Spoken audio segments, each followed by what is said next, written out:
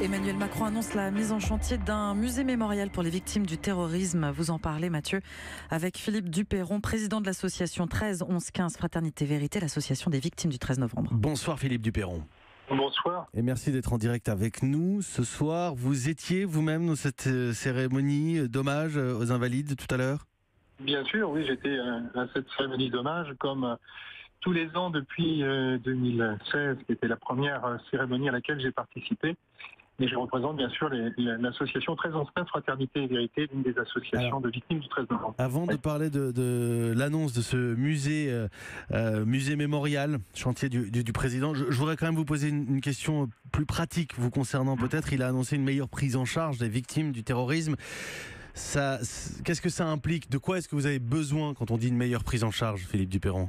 Alors en réalité, ce qui a été annoncé à cette occasion, c'est une meilleure prise en charge des victimes du terrorisme à l'étranger, en particulier, puisque c'est effectivement l'un des sujets qui fait, sinon débat, du moins un peu difficulté, effectivement, c'est cette différence de traitement qui apparaît entre les victimes d'attentats à l'étranger et les victimes en France.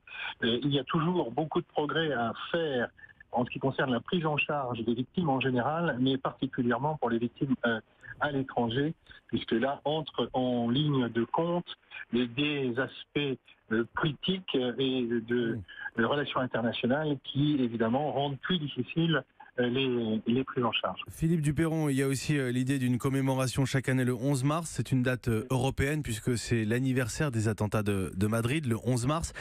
Philippe Duperron, à quoi sert un musée mémorial sur le terrorisme ? Alors, un musée mémorial sur le terrorisme, c'est un lieu de mémoire, c'est un lieu de recueillement pour les victimes, pour les familles de victimes, et c'est aussi un lieu où l'on peut assurer d'une certaine manière la transmission, mais la transmission de la mémoire, la transmission aux générations. Et c'était nécessaire selon vous, Philippe Duperron ?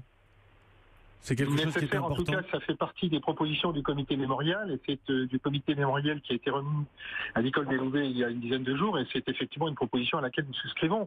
Je pense que c'est une bonne chose qu'un lieu soit dédié à la mémoire afin que ne soient pas oubliées toutes les victimes et tous les attentats qui ont pu être commis. Je comprends bien, Philippe Duperron. Juste, vous me direz oui ou non, c'est plus un lieu d'information que de simple recueillement. C'est un lieu d'histoire, très clairement, Philippe Duperron.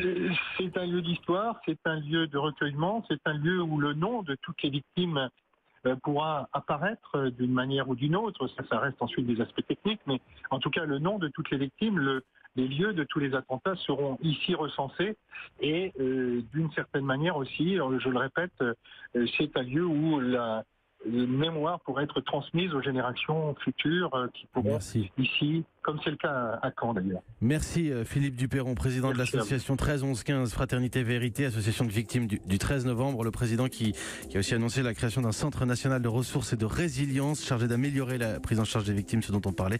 C'est ce que nous dit l'Élysée. Merci Philippe Duperron.